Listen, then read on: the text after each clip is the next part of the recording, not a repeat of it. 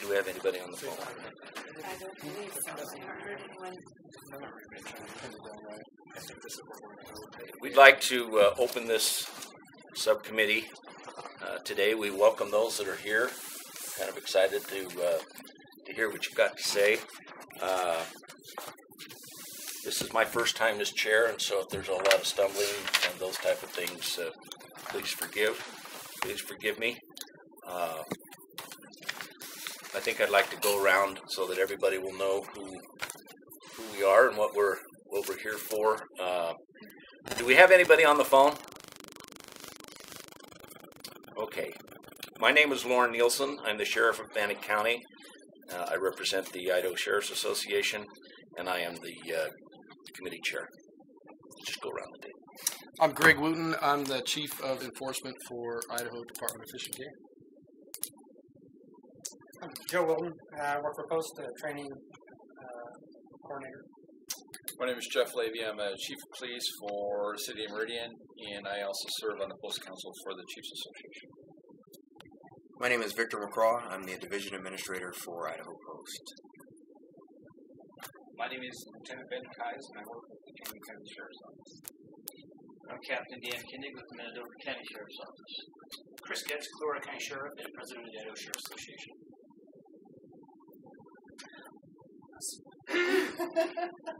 Don't be scared. Anyone know it's been one of those days. I'm Rosemary Knudsen, and I'm with the Idahoans for Non-Lethal Canine Encounter Training. Hi, I'm Audrey Bath. I live in Boise. I'm also with the same group, just here with a concerned citizen. I'm Edith Williams. I founded the group, and you all got mail from me. Time to meet you in person. I'm Lisa Kaufman. I'm the State Director of the United States. And I'm Roy Olson. I'm Deputy Administrator for Peace Officer Standard and Training. Hello, Mr. Chairman. I'm Kevin Kempf, Director of Corrections.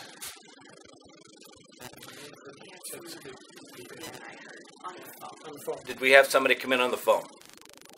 Yes. Could you identify yourself, please? My name is Robbie Benson. I am the president of San Diego AWOL Dog Encounter Task Force Division. Robin, thank you.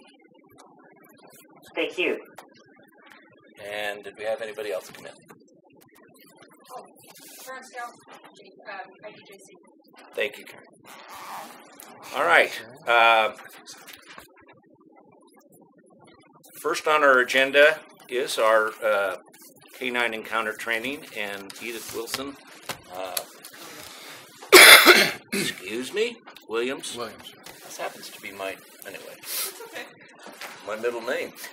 Would you please take the stand, and the time is yours. Time is mine. Well, first of all, I'd like to thank you guys for the opportunity to speak to you on this topic today. We're here not to point fingers at law enforcement agencies, although I will point a finger at you. And we're here to try and help and find a solution to something that we as the public are growing increasingly concerned over, and that is firearms being used against dogs in residential areas in principle. We're mainly here because we're concerned for citizen safety, officer safety, and safety of our pets. And we're here because since August 2011, when the U.S. Department of Justice released its guidelines on dog-related incidents and canine encounters, training for these encounters has been optional to all law enforcement agencies nationwide. And on a nationwide level, it's not working. Hardly any agency is taking any type of training to prevent a shooting situation or to understand dog encounters. We're here to partner with law enforcement to give our officers on the street the benefit of knowledge of properly interpreting their dog encounter. When do I shoot? In the past 25 years, I've seen on media many shootings of dogs. It never really bothered me because my sentiment was if the police did it, they must have had good reason. Until the filer incident last February. And I began investigating it, and the biggest part I took away from the investigation is that every incident report states the officer was afraid of the animal. Every incident report states there is no training on dog encounters. Every consequent investigation says because of those, the officer is justified in using and that made me extremely concerned for my dog, especially the whole filer video. So concerned that I actually went down to our Boise County Sheriff's Office. They had a staff meeting, and I asked them to talk to them. They were up to their really nice officers. I did walk away with a sense of maybe this isn't going to happen in my county, but what I also walked away with is young officers say they can do nothing at the end. Nothing at all. You just have to figure it out when you first off. Sheriff Berger, I talked to Don Baldwin on CSI, I talked to Joe Wilden, and all of them pretty much said, yeah, this in the academy training is often pretty much depends on which agency and how you guys if that agency has a program or not. So the more I talk to law enforcement, the more my concerns actually grew. I found out from law enforcement that this happens much, much more often than in Idaho, nationwide. Media generally reports in larger cities, but not what's happening in other counties and smaller towns. I got concerned when I saw that 5 bullets were fired at one shot. It makes us as citizens very, very concerned.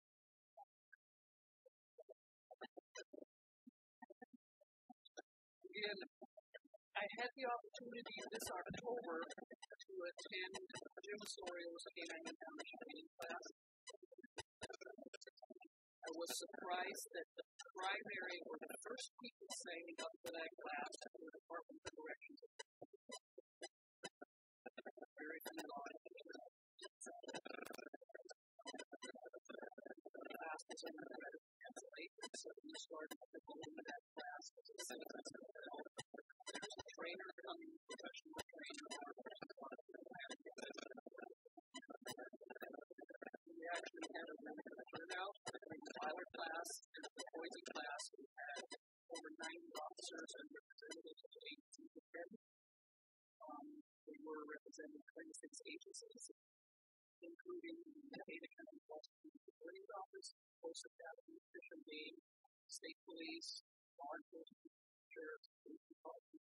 And we felt it was a pretty good way, since they came from all over the state, to really spread the word to the state that training is available.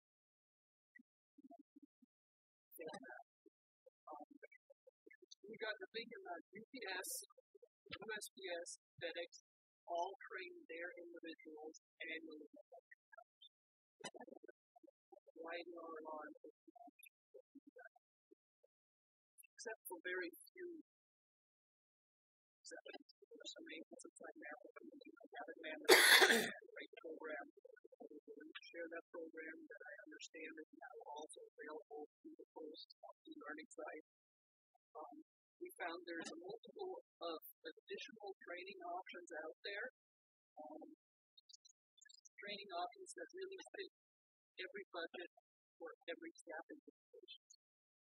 Robbie Benson, who's on the phone, for example, of San Diego Canine Encounter Task Force, said she would be more than willing to work with POST to find a training program or to define their training program that they built with the San Diego County Sheriff's Department to cut it down where part of it could be incorporated right at POST level without requiring additional funds.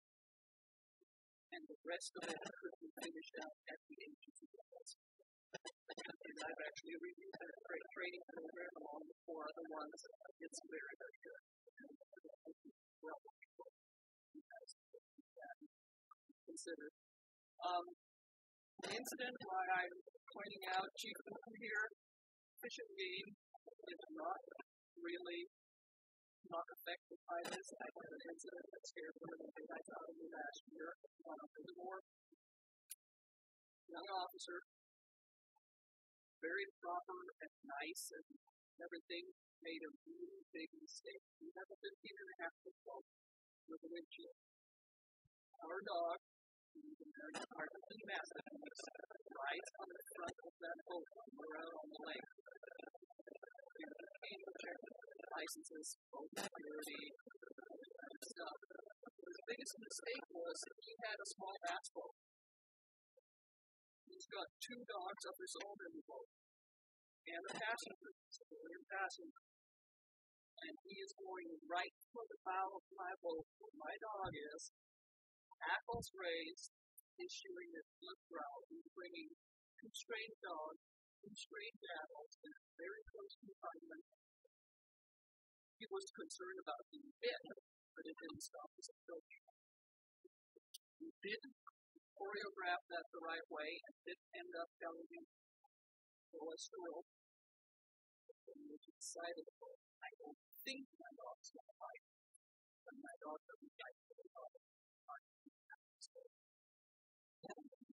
My fear wasn't so much for my dog getting shot or my boat tipping over. We had 4 adults and an infant on the boat. My fear was for the officer and for the mountain. The dog can swim. He doesn't go that far. But the person fully clothed, with gear and whatnot, going straight down into a mountain lake, I've seen him sink on the water. My concern was for the officer. The fast boat flipping, his passenger, what was this going to do? So, in all, it took me longer to tell the story than the incident of concern actually lasted. It was a very pleasant encounter otherwise with the officer. I actually wrote to his lead regional office and paid him compliments because it was extremely nice to exchange information on those and whatnot. But it's of concern that this could happen moving around on another extremely confined areas.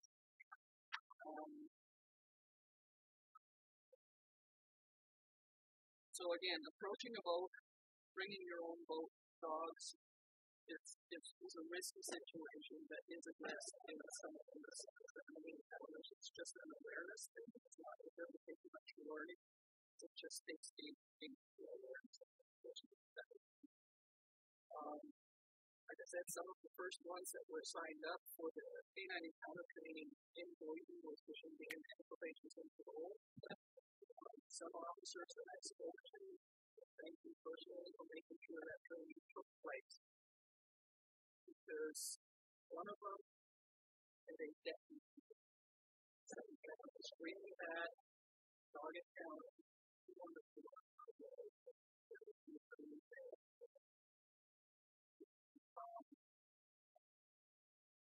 Another one that thanked me for keeping the pressure on this and keeping this issue alive in Idaho was James J. Evans, the attorney that settled the pilot case.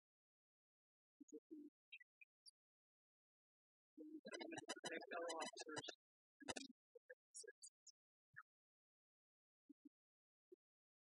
And I'm aware that this issue was addressed at the Chiefs Police Association meeting. And the takeaway I got through the grapevine was the majority of the chiefs agreed that training is needed, but not necessarily at post-fall and not necessarily at a 6-hour training block.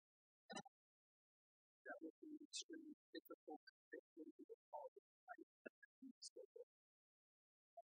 So we started digging around on that and talking with trainers. And Robin Benson actually said the program she got is a pre-shift training program that she does with the San Diego County Sheriff's Department. She would be more than happy to sit with post-training developers and whittle that down to where the 1 or 2 hours could be taught at post level to give the officers an introduction and put the responsibility of finishing that out on the individual agencies.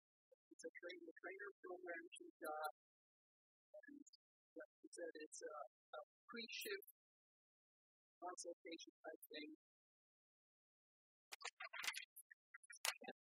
And we've got an offer to provide, she's a nonprofit that distributes her training program per donation. And we have an offer of donating 6 to 7 licenses to post so that they can utilize those on a train-to-trainer program. They do that at an agency level or train posting early trainers that can go out and offer these training sessions all over the state or train new trainers. You guys know best what works for your guys' agencies.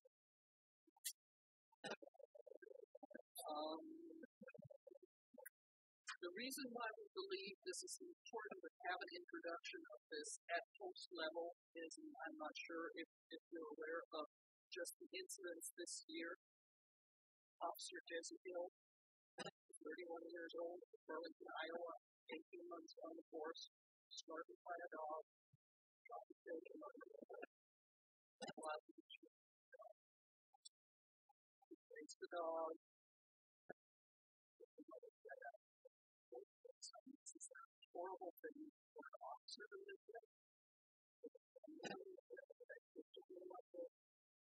And if we can give our officers a little bit of insight of what dog behavior is, what body language is, we can put that into it. We've had a Virginia State Trooper started by a dog. The sergeant strikes the dog. We've had an NYPD officer, also shot the sergeant in the foot, this pistol. They're young officers, and that's why I believe it's really important to get at least an introduction before they're out and put into these situations. They don't know what to do. Some statistics that were published. Some statistics that were published by Department of Justice, Lauren Matthews-Kopp's office. There's an estimate of 9,000 to 11,000 dogs being shot a year by law enforcement. Dog ownership is 83 million dogs in the United States. 98% of these people that own the dog consider them family property. 62% of Idaho households own dogs who are in the top 10 states that own dogs. 50% of all law enforcement encounters are likely going to involve dogs. And less than 1% of all dog encounters where all dogs are actually considered vicious. We're just hoping that you all realize that optional training is what we've had since August 2011. Optional training increasingly gets officers, innocent bystanders, and dogs shot and killed with optional training. For us, public safety, officer safety, get served safety, community training, no matter what program you guys would like to institute, is less than 10 minutes. Thanks for listening to me. Stanford's question. Sure. Any questions?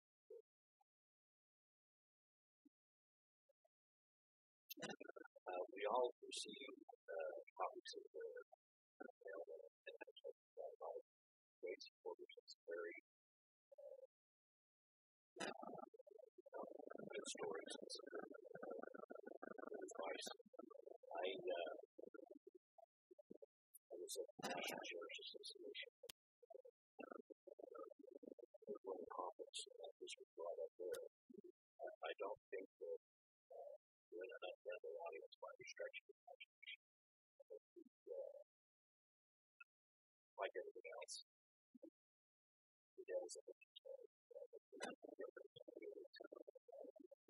at this point in training is definitely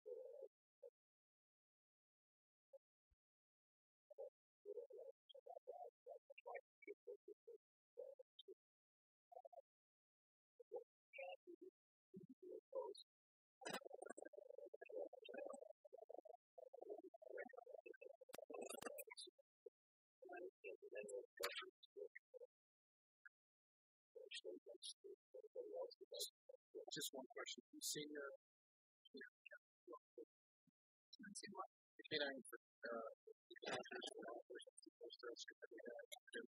I have Chief Kingsbury's PowerPoint presentation. I do not have the full video. So it's really 15 minutes. I would love to have it on this stick. I have this stick with me. But I think I've got the full presentation minus the videos. Of the trainings I listed in that letter of training, the only one I cannot recommend.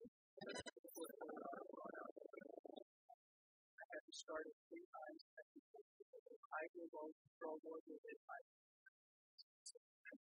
It's not and word is that Colorado law enforcement is very disciplined. Thank you all for listening. And if at any time I'm talking to questions, if you find something, On behalf of the board, we appreciate we have got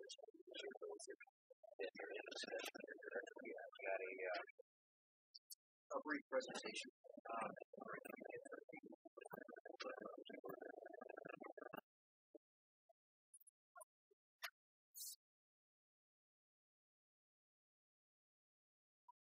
And we've been taking a look at this issue, and the issue is not new here at Idaho Post.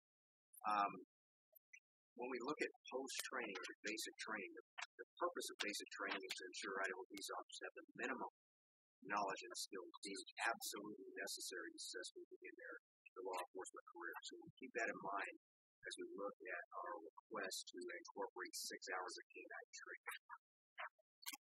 We only have 5.5 hours of use of force training in the classroom altogether. To add more canine training, we have even teach our officers how to use force in general.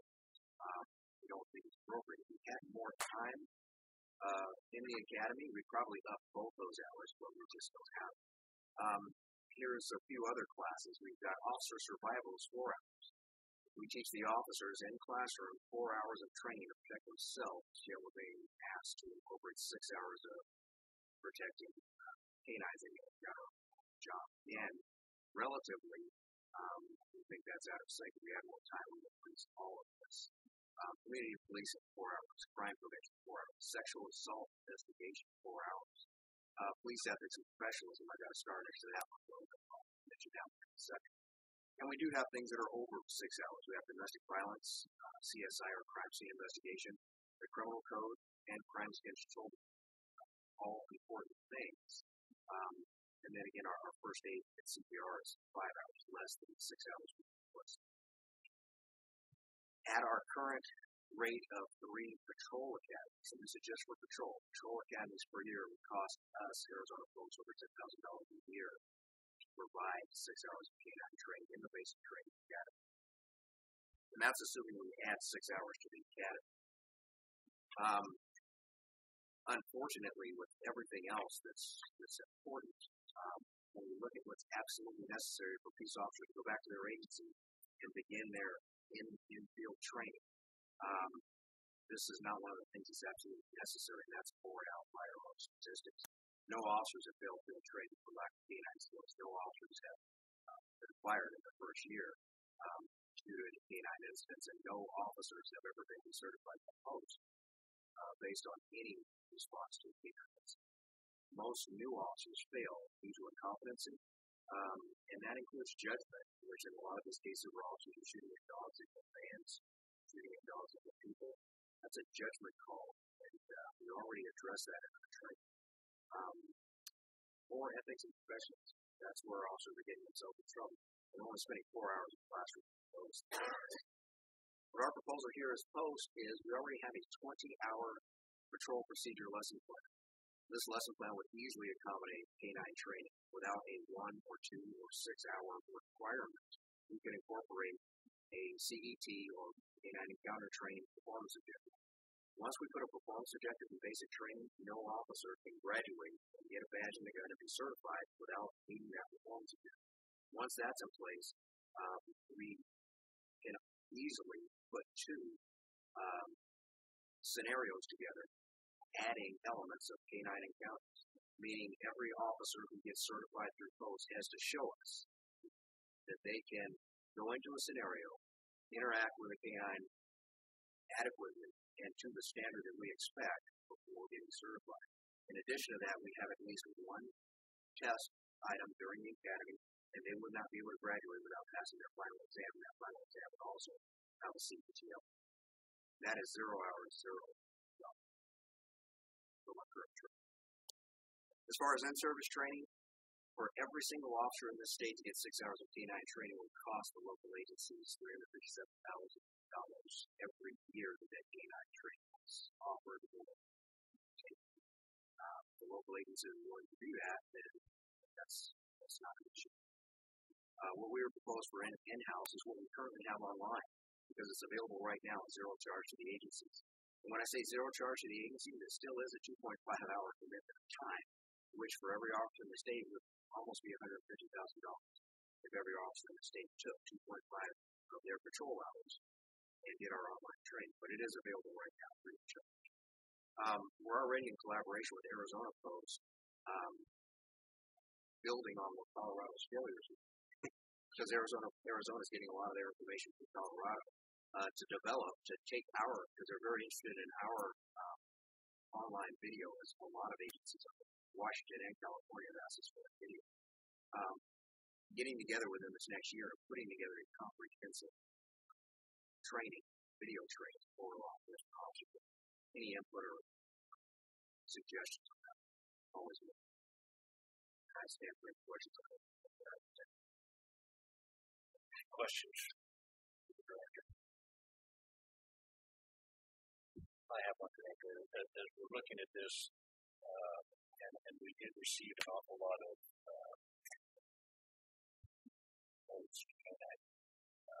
training.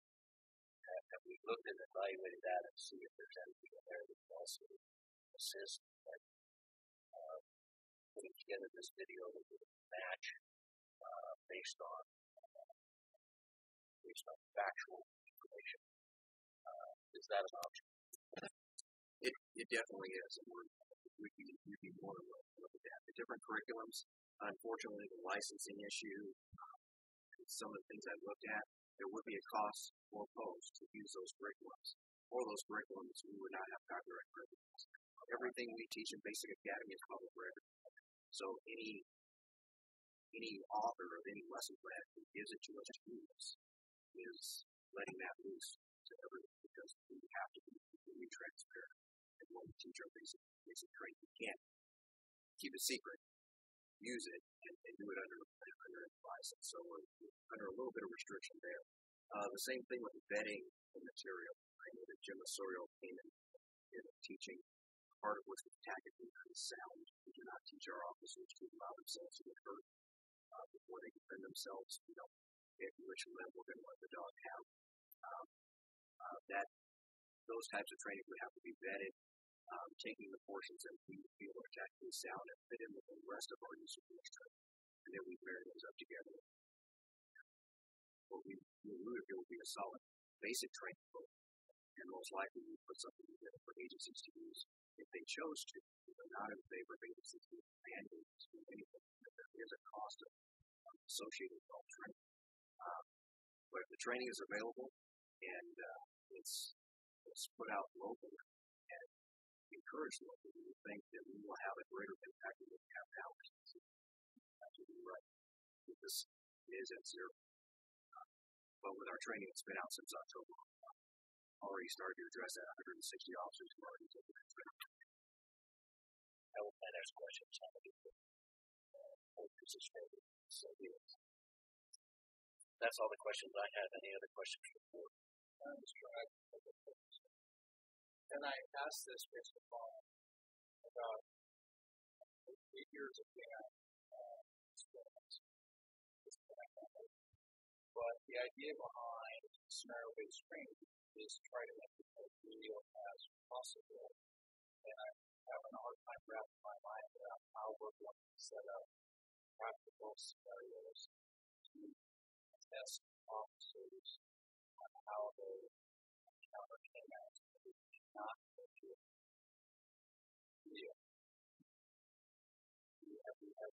you thought of that? Definitely. We had a discussion about this yesterday. We already have in our minds a branching scenario for our bats. A branching scenario where there is a canine. That canine in the video we used would mirror the class. So we would have canines exhibiting behaviors that law enforcement officer should have seen in class and diagrams and in a static set. Now they should be able to realize whether this dog is being actively aggressive or whether they're fearfully aggressive. Whether them backing off or taking a step back is going to create a situation in which they don't have to shoot, or if this dog is lunging at them and they have to shoot. We'll be able to create several branches on our video-based training.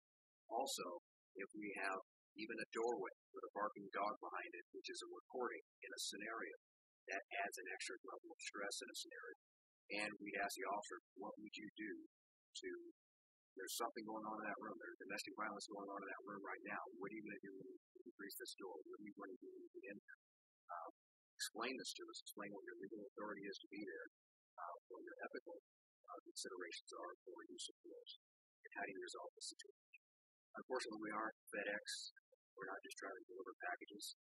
If we're trying to get into a yard in order to get to a house where there is an assault happening right now, we don't have the luxury of standing back and judging what this dog's intentions are, whether it's ears or back, or citizen, and we've got to respond to that. We've got to be citizen. And the other question I had was, perhaps I missed it, but I like to say this. I saw you come back to it. Did you come back to it? New officers get themselves in trouble for those reasons. And if we had more hours in the academy, I would add those hours first. For that reason, our officers are getting themselves in trouble and getting themselves fired for those things. They're not getting themselves fired for these things. And our job here at Post is to get the best, most viable product back to our agency heads so that they can make those officers what they can. If I train an officer up on 6 hours of K9, that's great. If that officer doesn't make it past their first year on the job, you have a well-trained citizen.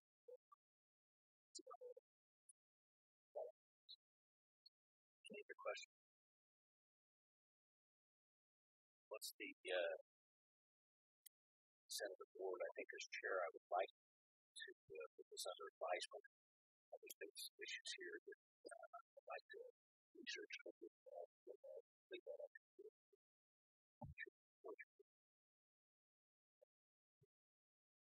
Well, I mean, there's a lot of information here that we can provide. I have come to the course.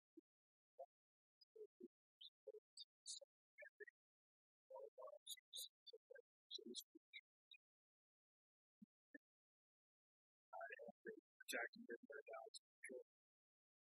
So I'm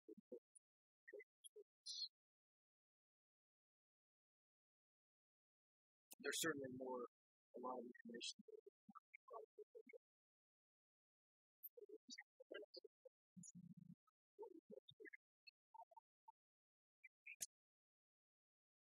Mr. Chairman, I would agree. I think it's worthy of the energy we put into looking into this. I appreciate the director pointing out the online training, that it's free, that 60 officers have gone through it. Continuing down that path and exploring other options.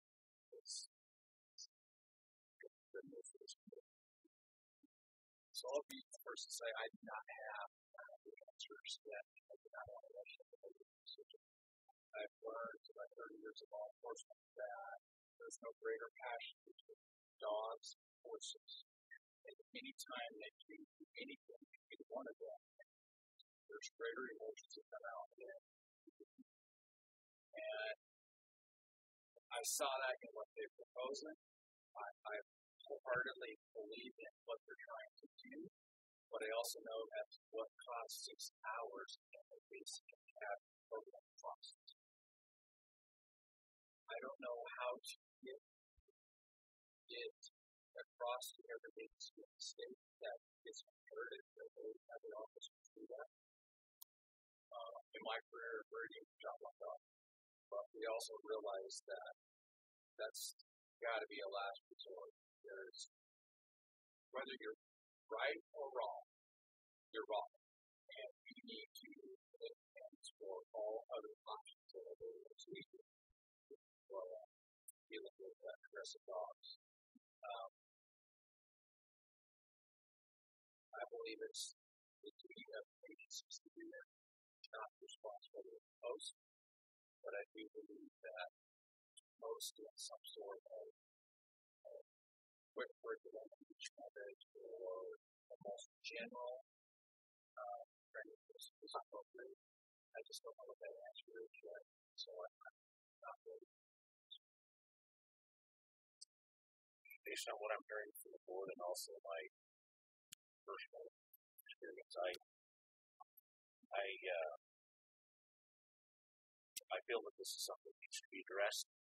I feel we need to address it properly. The devil is in the details, but I think we have some suggestions that we put up. I'm not ready to just start rubber stamping it now, but I don't want to put it on a slow track either. So what I'd like to do for this particular report to the general board next week, that we'll take this up with you guys. Thank you very much for being here and for dedication to what you're doing. Please, I hope to see where we're coming from.